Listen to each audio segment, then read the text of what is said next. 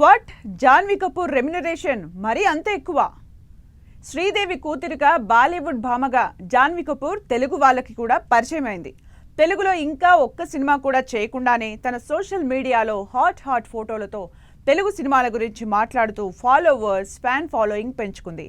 Already బాలీవుడ్లో జాన్వీ కపూర్ కొన్ని సినిమాలు చేసినా ఇప్పటి వరకు కూడా కమర్షియల్ హిట్ కొట్టలేదు. ప్రస్తుతం జాన్వీ ఫోకస్ అంతా టాలీవుడ్ పైనే పెట్టింది. ఎన్టీఆర్ సరసన దేవరా సినిమాలో జాన్వీ కపూర్ నటిస్తుంది. ఆల్రెడీ ఈ సినిమా షూటింగ్ జరుగుతోంది. దేవరా సినిమాతో జాన్వీ టాలీవుడ్లో ఎంట్రీ ఇచ్చి భారీ హిట్ కొట్టాలని చూస్తుంది.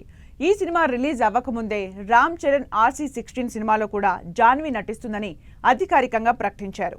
ఈ సినిమా పూజా కార్యక్రమాల్లో కూడా జాన్వీ కపూర్ పాల్గొని సందడి చేసింది. తాజాగా జాన్వీ కపూర్ నాని సినిమాలో కూడా నటించబోతుందని తెలుస్తుంది. శ్రీకాంత్ ఓదెల దర్శకత్వంలో తెరకెక్కుతున్న నాని సినిమాలో జాన్వీ హీరోయిన్ అని వార్తలు వస్తున్నాయి. ఇలా తెలుగులో ఒక్క సినిమా కూడా రిలీజ్ అవ్వకుండానే ఆఫర్ల మీద ఆఫర్లు పట్టేస్తుంది ఈ భామ. అయితే ఇప్పుడు జాన్వీ రెమ్యునరేషన్ టాలీవుడ్లో చర్చగా మారింది. సాధారణంగా మన దగ్గర బాలీవుడ్తో పోలిస్తే రెమ్యునరేషన్స్ తక్కువే.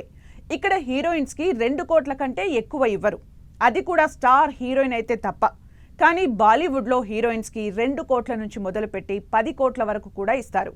జాన్వీ కూడా టాలీవుడ్లో ఆఫర్స్ వచ్చినప్పుడు తన బాలీవుడ్ రెమ్యునరేషన్ చెప్పి అందరినీ భయపెట్టిందట. జాన్వీ ఏకంగా 8 కోట్ల రెమ్యునరేషన్ డిమాండ్ చేసిందట.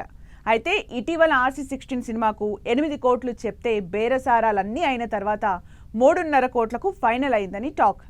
అసలు ఒక్క సినిమా కూడా టాలీవుడ్లో రిలీజ్ అవ్వకుండానే హీరోయిన్కి 3.5 కోట్లు ఇస్తున్నారంటే అది కేవలం జాన్వీకే దక్కింది. శ్రీదేవి కూతురు, Bollywood heroine, social media fan following ఇవన్నీ తమ సినిమాలకు కలిసొస్తాయని లెక్కలేసుకుని మరీ జాన్వీకి రెమ్యునరేషన్ బాగానే ఇస్తున్నారు. మరి జాన్వీ రెమ్యునరేషన్ తెలిసి మిగిలిన హీరోయిన్స్ ఏమంటారో చూడాలి.